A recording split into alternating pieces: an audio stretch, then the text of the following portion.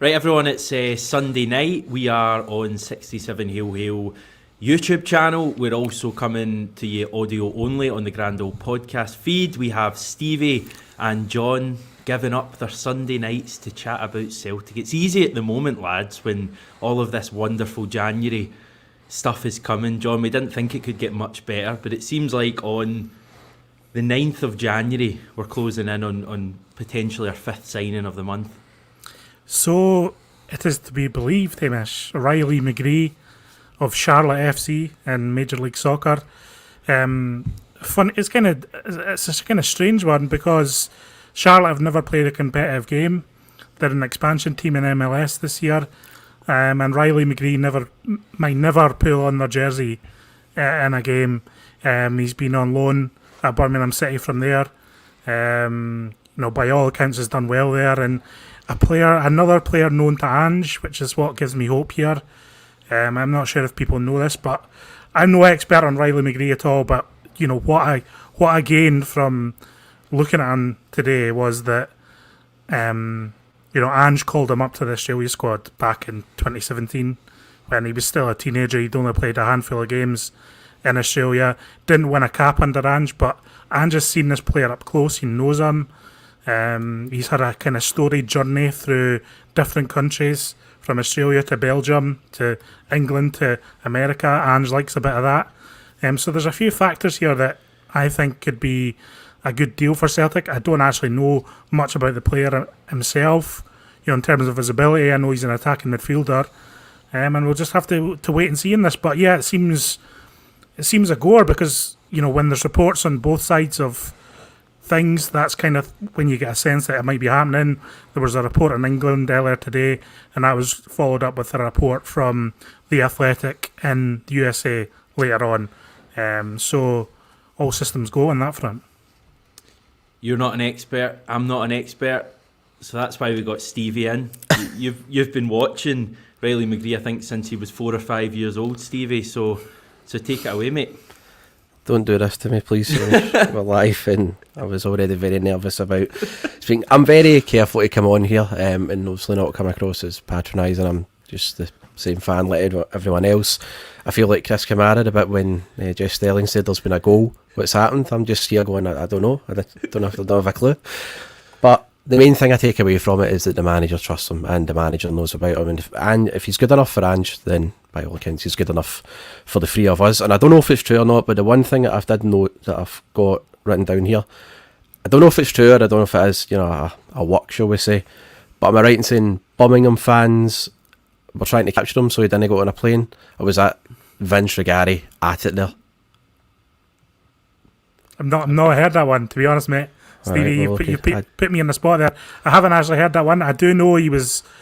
The extent of my knowledge is that he was nominated for a Puskas Award in 2018. Oh. With that kind of backheel scorpion kick goal that you would. I remember when I rewatched it today. I remember that from the time. A stunning goal, about as good as it gets. So that's the extent of me kind of seeing him in action. I've watched a few videos, of course, but. You don't really get a sense of players without seeing a full 90 minutes for me, so the kind of jury's out on whether he's any good or not. But I kind of think he does have a bit of versatility in the attacking midfield areas. Like, people are talking about him being a cross between Tom Rogic and Ryan Christie. People are saying that he can kind of fit on the right hand side as well as centrally. So there's a few options here. It kind of looks like an alternative to the kind of Hannes Wolf rumours, Hamish, that was popping up a couple of weeks ago. Yeah, it did cross my mind. We've just got a wee message in there from Blake Owen. Birmingham fans apparently really annoyed. They spent $2 million for, I'm assuming that's Sam Cosgrove, and wouldn't pay the $2 million for Riley McGree. I keep wanting to check that because I keep wanting to say McGee, but it's definitely McGree. It's a name that I'm sure we'll get used to if he does indeed sign. Yeah, you're right. I think the most recent report we got was the Daily Mail originally, and the Athletic. Sam Stejskal, who's a MLS writer over in the States for the Athletic, he's kind of given us some more information about this, and he says that Celtic are close to signing Riley McGree from Charlotte FC for around £2 million with add-ons based on performances. So it seems a bit like the Japanese signings and the way that it's a bit of a punt, you could argue. It's players who aren't necessarily guaranteed to be a success, certainly in the case of Ideguchi, but they have high potential, and there's not too much risk really there. Just taking a look at McGree's career briefly, he's a 23-year-old Australian attacking midfielder who's played in his homeland. He's played in Belgium with Club Bruges. Didn't really play, but he was in Belgium. He's played in the US with Charlotte FC and in England with Birmingham City. So he broke through with Adelaide United before signing for Club Bruges. Didn't make it there and was then loaned to Newcastle Jets, where he scored that infamous scorpion goal that you're talking about, John, and Melbourne City before returning back to Adelaide United permanently. He had a great season at Adelaide in 2019-20. He scored 10 goals.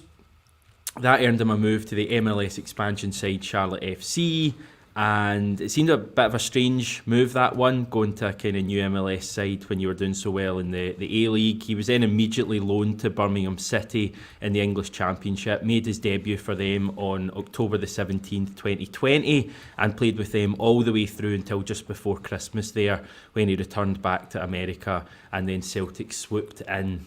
In terms of kind of... What everyone's wanting to know, I think, is, given he's played in so many places, where are you going to get your expert from to tell us all about him? Already got him. And that's what I'm just going on to. Interesting Twitter thread from Australian football radar analyst, and we know we like a football radar analyst in this channel, Petr Petrov. We also know we love a Petrov, don't we? So he says, and I should say that he's going to be on the channel in the coming week. He says McGree is mainly a central midfielder or an attacking midfielder, but has also played as a winger, mainly on the left or even at left back, which is interesting. I've actually got a wee heat map here that Peter posts. I think this is from Flash Score or one of those websites. So that's obviously, defence on the left there all the way through to the goal you would attack on the right. So he plays a little bit on the left, as you can see. Kind of drifts out on wide left, but seems to be quite a kind of all-rounder, can play anywhere, really, but certainly a creative player for Ange to add to the team. Peter goes on to say he's technically excellent, but isn't afraid to get his hands dirty. He said he's dangerous in counter-attacks, he's pacey, and he presses the game well, which sounds like the kind of perfect Ange player. So it seems like it just feels like this is one that's kind of too good for both Ange and Celtic to turn down, is also too good for Riley McGree to turn down. It feels like it could just be the kind of perfect move at the perfect time for him. Well, it's me thinking as well, who does he take, who's he in front of though? Like, who does he just step in for? He's just another option, isn't he? Because we're still quite light in those areas if you think about it. David Turnbull's going to be missing for the next couple of months.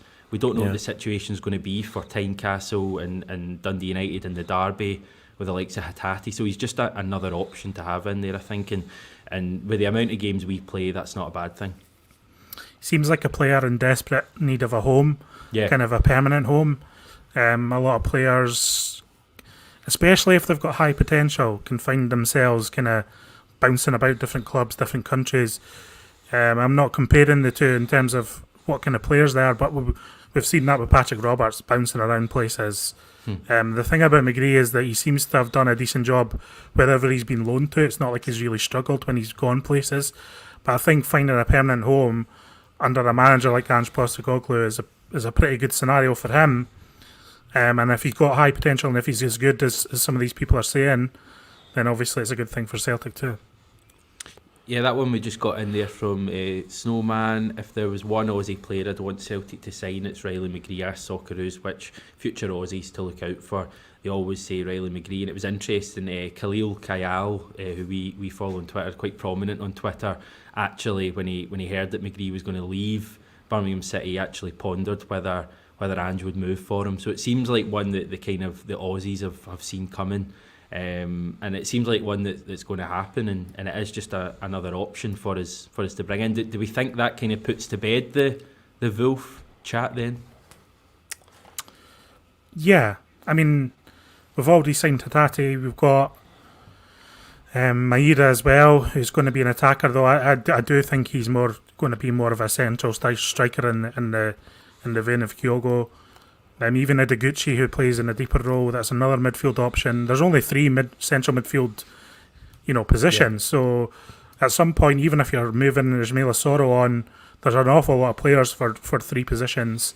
So I couldn't see us signing another attacking midfielder and then Wolf on top of that. So I would say it's one or the other, but it seems to be McGree with what everyone's reporting.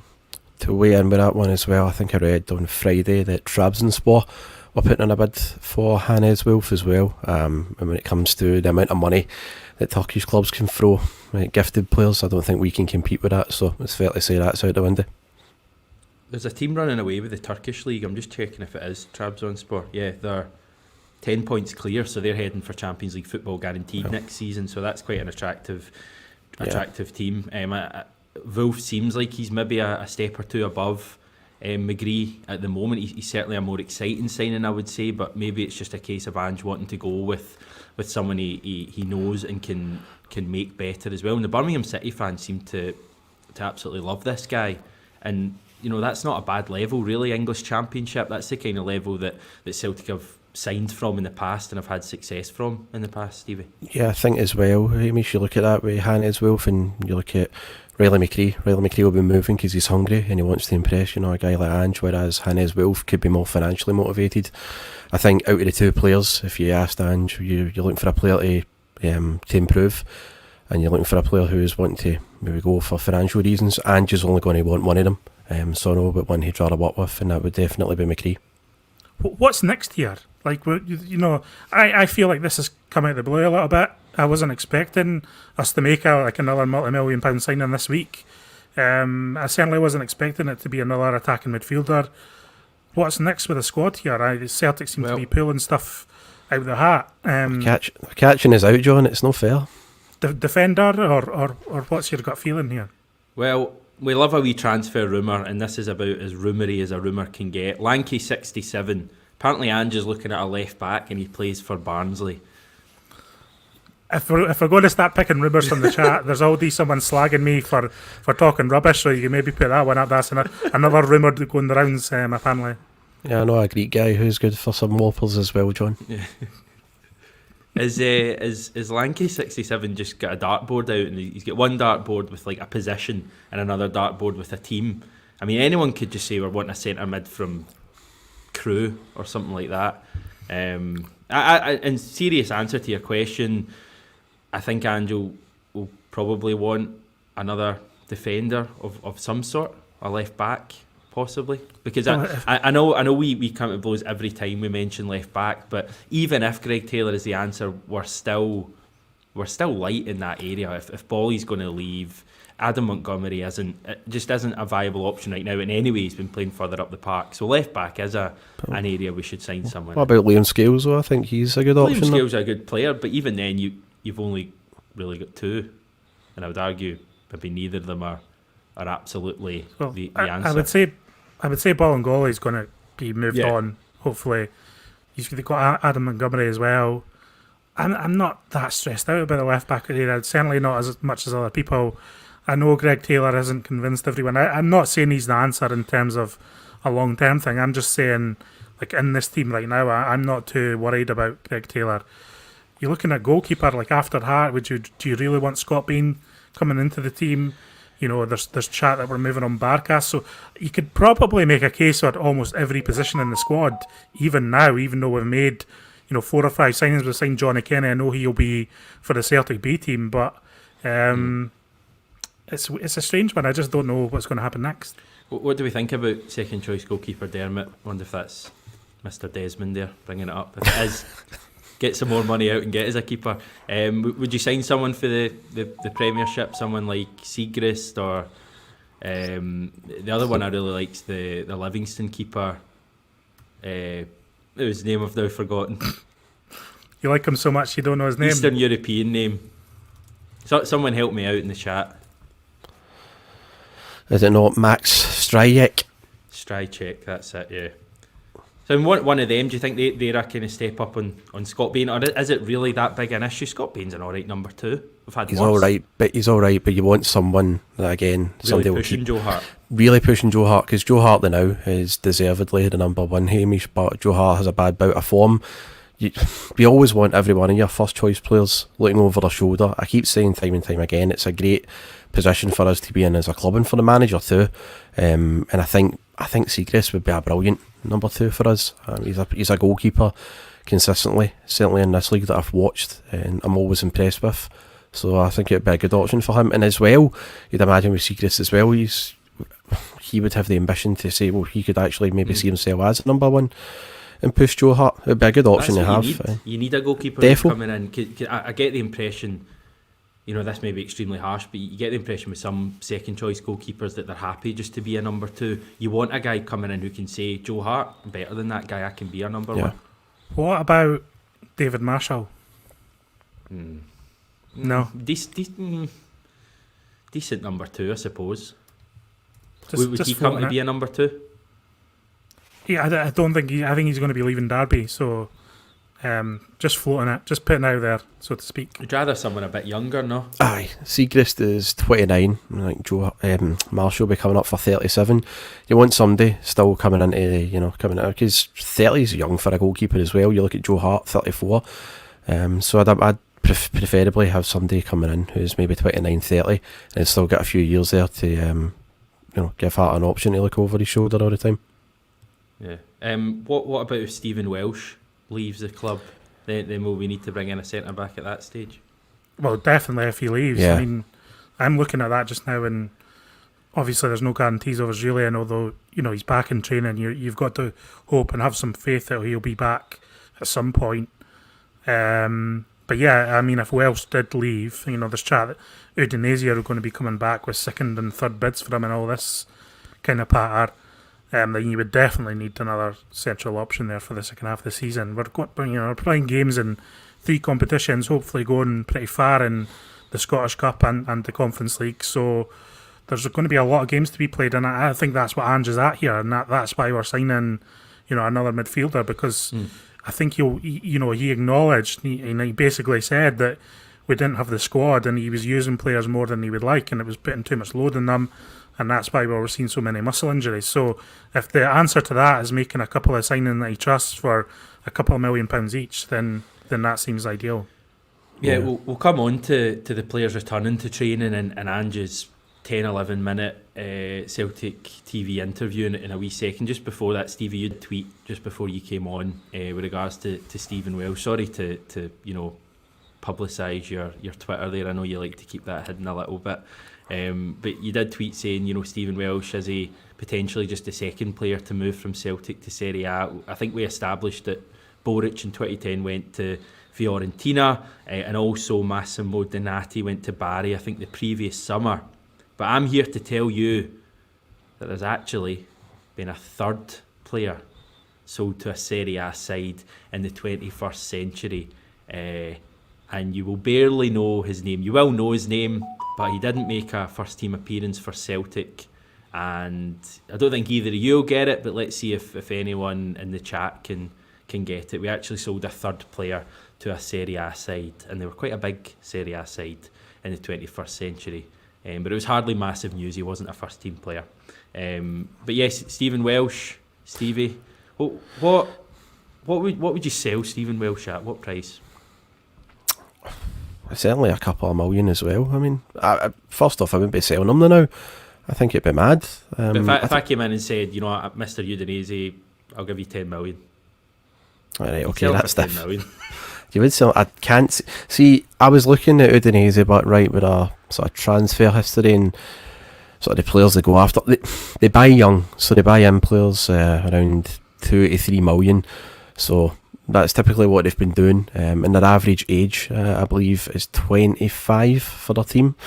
But generally, if you look through, do you know actually they bought in Brandon Soppy? You remember that guy? You were linked with in the summer as well. Yeah, Ren. They bought him in. I think just under 2 million. But generally, Udinese do buy in young players. Before that, they were always buying in a lot of guys for South America and everything as well. So I was surprised that they were looking at Stephen Welsh. I mean, you're quoting there 10 million, Hamish, okay, fine. But I can't imagine Udinese coming into Celtic with that amount of money. Just even when I'm looking at the history, and they're spending 2 to 3 million tops in the last few years. So I just feel with Stephen Welsh, a lot of comments over the weekend when he was first linked, a lot of people were saying, "Oh, get rid, bite the hand off," but I think that's doing him a disservice. I think he's actually been okay, and he's been capable, and he's been steady in the games that he's played. Yeah, he's nowhere near the level of CCV and Starfelt even. He's not got a lot of pace, and he can't carry us out of defence, but our current defenders aren't brilliant with that as well. So I think it's a bit harsh to just...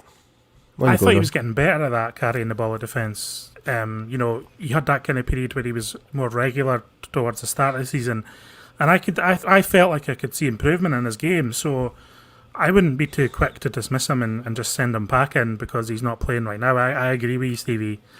I think there's more to come from Stephen Welsh, and I think sometimes having a clutch of homegrown players, even if their backup is good, it helps with UEFA quotas, helps with the dressing room, it helps with definitely a few things. So yeah, I wouldn't be too hasty sending Welsh in his way. How do you feel about it, Hamish?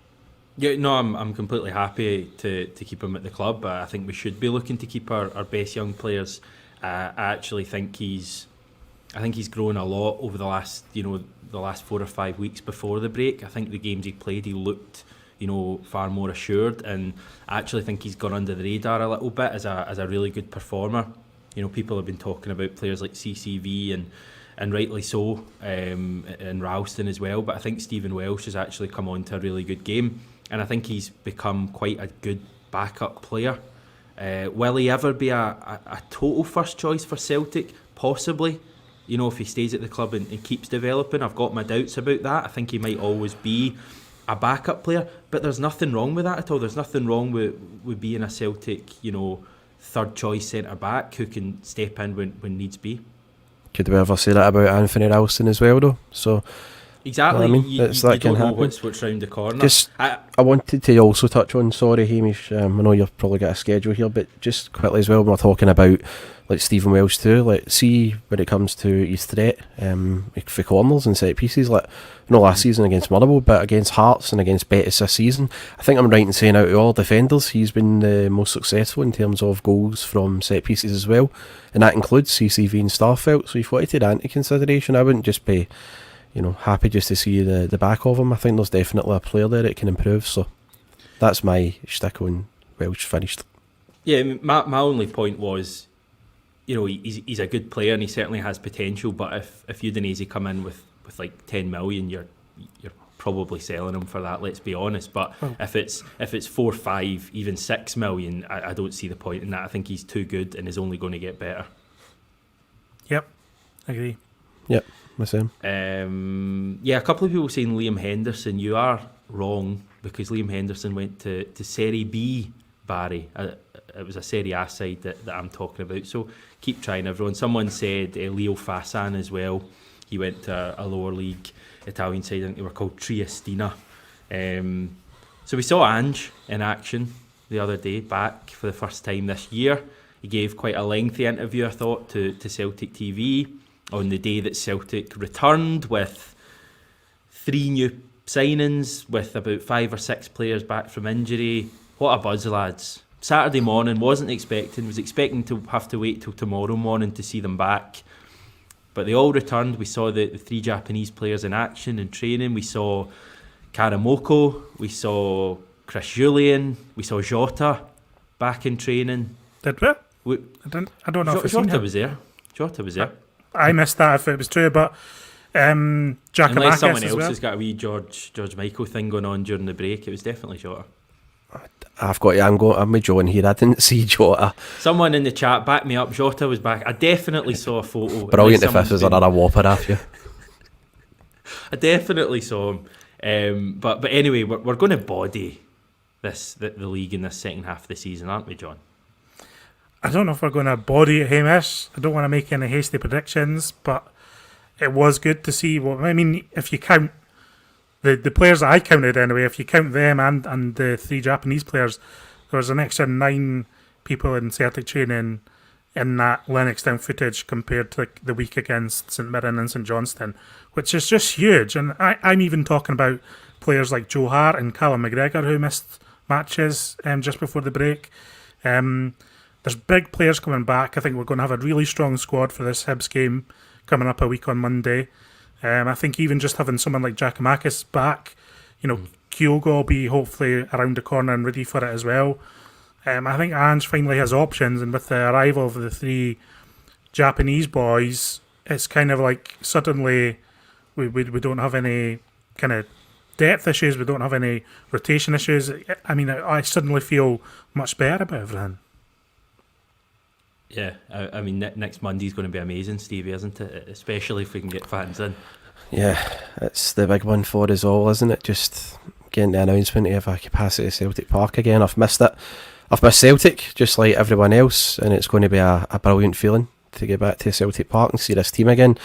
I just want to echo John, because I think the depth issue is a big one, because we saw the players were running on empty, and Ange wouldn't like to see that. The fans were not liking seeing the way we were just grinding out results, and I'm sure Ange was first and foremost just wanting the 3 points, but he wants to see his team playing with the way that he's used to seeing them, like we saw at the start of the season, really energetic, high intensity, and we lost a lot of that because it was just mass for just getting over the line, and that's got us into this position where we are now. But I think when we come back against Hibs, I'd love to see us playing the way we did against AZ.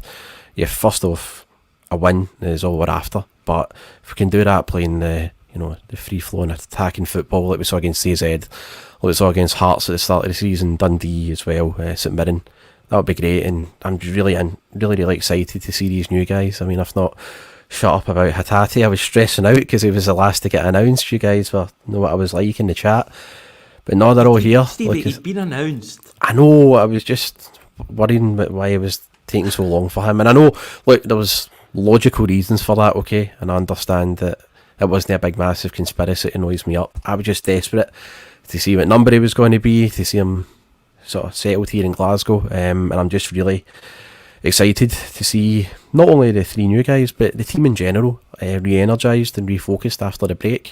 And like John said, I think we've got to be a wee bit cautious. I'd like to think we'll body every team in the league, but it's one game at a time, and Hibs will be a difficult sort of team as well, I think, to play, because they were on a decent run before the break as well. They won 3 out of 4 and they only narrowly lost to us in the final. So, and also as well with Sean Maloney, the game they played in Boxing Day, they were very impressive against Dundee United. They played really good football as well. So I don't think Sean Maloney will be coming to just sit in against us the way he'll set up Hibs, as they'll come to have a go. Could make for a good game of football as well on a dreary Monday night. And they're going through the same kind of buzz we are, because they've signed a few really good looking players. Obviously Ewan Henderson, they've signed the young boy from Harry Clark, and they've signed a young boy from Norway as well, that was at Bodo Glimt, who looks a talent. So they're going to be pretty excited about this as well. Mazar getting in touch. John, I'll let you take this. Any updates on Kyogo and his mates potentially going away for the international matches? I know you love this subject. It seems there's an update every half an hour at the moment. People getting a bit excited about the boom and bust of it all. I think, if I had to make a prediction, I think Celtic will be missing players for the derby. Now, the situation is that the Japan national team have been granted the ability to play their 2 World Cup qualifiers in Japan with foreign-based players. We don't know who's going to be called up yet. I think Kyogo is very likely. The jury's out on Maeda and Hatate. Ideguchi probably won't be called up. Rogic is also away with Australia. Now, the SPFL rules are that if you have 3 or more players away on international duty, you have the right to ask for a postponement. But I can't see Celtic doing this for the reason that if the players are called up, they'll be missing 3 matches, and that's kind of 3 matches that Celtic would have to request to postpone, which isn't a guarantee from the SPFL anyway. I can't see Celtic asking to postpone 3 matches when that could just create further problems down the line, especially if we make it through a round in the Conference League.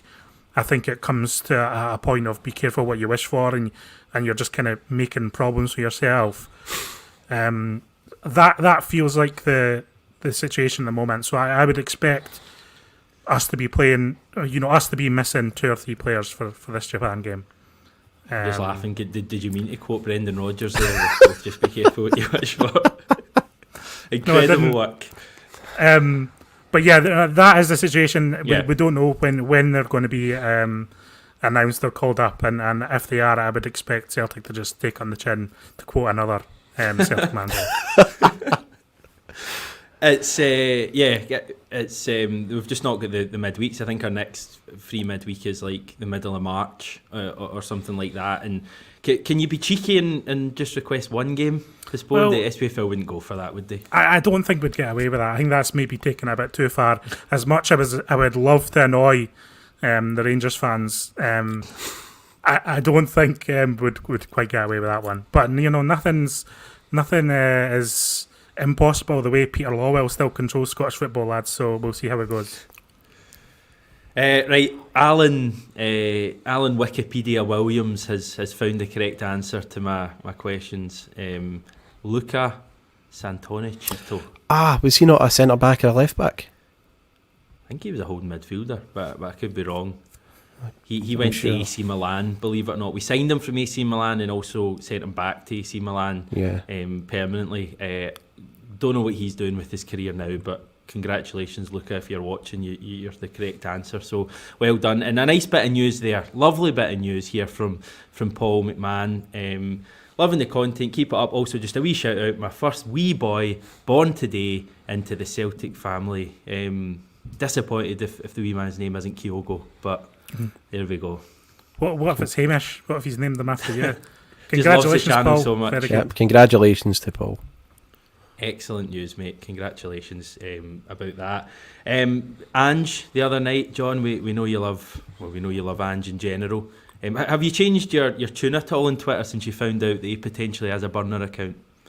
Well, if he does have a burner Twitter account, then I'm a little bit worried he might take a restraining order against me, given how much I tweet about Ange Postecoglou. But just to say, actually, Hamish, that interview with Riley McGree was brilliant. He was good. The kind of behind the scenes stuff, the stories, the little bits apart was outstanding. I think I learned more about Ange from that interview than I have from a lot of other stuff, even over the last 6 months. So if Ange has a Twitter account, you can slide into my DMs any day. Ryan was amazing. As you know, he spoke for I think 30-35 minutes, and even after we'd finished recording, stayed on for 20-25 minutes and spoke to me more about the inner workings of Tom Rogic's mind with some really good stories. And he's also going to potentially reach out to an Australian teammate for another interview on the channel, so there may be one to watch there. So Ryan McGowan, top guy. Celtic. I was going to ask you about Ange, John, actually, or Stevie. Did we take anything from that interview? Did anything kind of leap out from what Ange had to say? I'll let John go. John's down for it. On you go. No. I'm just impressed as usual. I think what he's moving into the next phase of all this, and I think he's quite excited. He wants Celtic to be more consistent. He's adding to the squad. He was very complimentary about Rio Hatate. I think, confirming basically that he is an attacking midfielder. There's been a lot of chat about his versatility. But for me, I think this guy's been signed for a very specific role in the team. And it's that kind of number 8 role. It's that kind of unifier between defence and attack. So that he kind of confirmed that in an interview. Spoke a bit about Ideguchi, kind of having a point to prove. So kind of just confirming everything that everyone had been thinking, which was good. Kind of talked about transfers, about ins and outs. Didn't actually sound like Celtic would be doing much more quite quickly, but as we know, McGree seems to be on his way. But it was good to hear from Ange, of course. A little bit of an update. See Celtic back in training. Fantastic. Stevie? Yeah, I think the main thing I took from it was that the 3 Japanese guys that he's got in aren't just going to be here as projects and bit players, that they are going to be an integral part of what he's looking to build at Celtic, and I found that very exciting. For too long we've signed guys who managers didn't know exactly where they were going to fit, and as I said before, they were going to be projects, and if it doesn't work after a couple of years punt, doesn't look like Ange is going to be looking at these players like that. He wants to have them developed. He wants them to develop with Celtic and play their role in their success, and they're going to be a big part of it. They're not just going to be here for like a season or two and moved on. He wants them here playing their role for this season, next season and beyond, and that's a great attitude. And the big thing for it is hopefully that I take from that Ange is going to be the manager for quite some time as well. Yeah, that's the long-term vision in terms of, a week tomorrow. You don't need to tell me who, guys, but in terms of a number, how many, if any, of our new Japanese signings are going to start against Hibs? I think 2 will start. Two and Maida. Yeah, I would hope so. I would be excited to see that happen. Excited to see players come back into the team. I can't wait for that game. It feels like a long time. It feels like ages since Celtic have played. In the next week's going to even feel even longer. Yeah. But then the matches are going to be coming every few days, and it's going to be a wild time.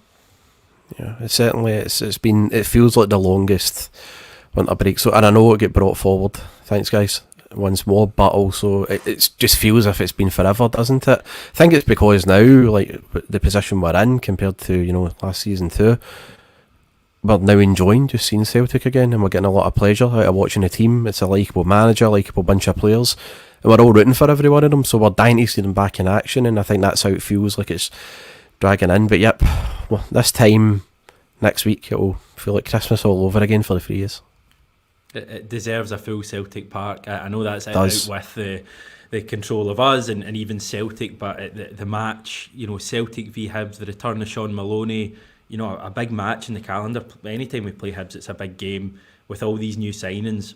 If fans are allowed in, it's going to be completely sold out. And I mean, we've had games sold out this season when you look at it and it's not actually sold out. I think it'll be a proper, 56, 57, 58, 59,000 next Monday if it happens. So I really hope that's the case and every fan can get in. But that's all I'll say. So that's Celtic first team on a winter break at the moment. The B team aren't though. They got a 2-0 win over Caledonian Braves earlier today. First half goals from Ben Summers and Joey Dawson. I believe it's now 6 wins in a row for Tommy McIntyre's side. That's the Lowland League table there. So Celtic making up a little bit of ground there, but still way off the leaders. And I know you saw that game today, John. I did, and I enjoyed it. Celtic broadcast it on the Past the Paradise for season ticket holders, and it was good to see a Celtic team play. I've been talking about how I'm missing Celtic, but enjoyed that this afternoon. I was pleasantly surprised that the team played like the Ange team, played like the first team, just relentless, constantly putting the ball back in quickly when it goes out for throw-ins, free kicks taken quickly, and a real intensity to the performance for like the whole 90 minutes. There was even an injury time right at the end. The ball went out for a throw-in and the player throws it back in, then seconds, and they're pushing to try and score another goal, a third goal when they were 2-0 up. That's what you want to see. I was also pleasantly surprised by a couple of individuals. Ben Summers had a fantastic game and kind of in a more central attacking midfield role. Now, Lewis Laird told me that, if anyone doesn't know who Lewis Laird is, follow him on Twitter, because he basically goes to every B game and gives us all updates about it. I was chatting about Ben Summers on Twitter, and he said that he's kind of been used off the bench a lot this season and in more of a wide role. And I think today he was kind of given the freedom of the park to kind of play a more central attacking midfield role, and he was superb. He was absolutely superb and looked like a real Celtic prospect. Obviously needs to do it consistently for the B team before we even think about anything else, but it was good to see that kind of performance from a young Celtic player. And Ben Wiley was outstanding in the first half. He's a Northern Ireland under-19 international, and he's just a very skillful player, very dangerous player, always alert, sharp, and moving the ball on quickly. And there's a couple of attacking midfielders in that B team that are looking pretty good, even beyond the likes of Rocco Vata, who wasn't playing today, Owen Moffat, who wasn't playing today. So I like the look of that B team. Really enjoyed the game today, and they're an exciting team to watch. So I would say if you get the chance to see that B team either in person or on the Past the Paradise over the next few months, I would definitely take up the option of it. Stevie, have you had a chance to watch them? Are there any names you're hearing that excite you? Nope, I'm doing my Chris Kamara yet again, because today, as you already know, I was running about all over the place today and only had like 30 minutes or so to prepare for this video, so sorry to disappoint you and let down all the fans, but my contribution on this particular subject is null and void. I thought you were even going to try and bluff an answer there, but you just didn't. I wouldn't be disrespectful to you or the audience who slaughter me enough. Right, lads, we'll leave it there then. It's been good to catch up. Just briefly, are we excited about the week to come? Yeah. Yeah, Yep. forget Even though another there's thing. no football. I just want Hope to it say as flies well in. how Riley McGree is possibly the most Australian sounding name possible. So I'm excited to get someone of that ilk in the door. Just hope that he grows a mullet or something and gives us all something to cheer for on the Australian side of things.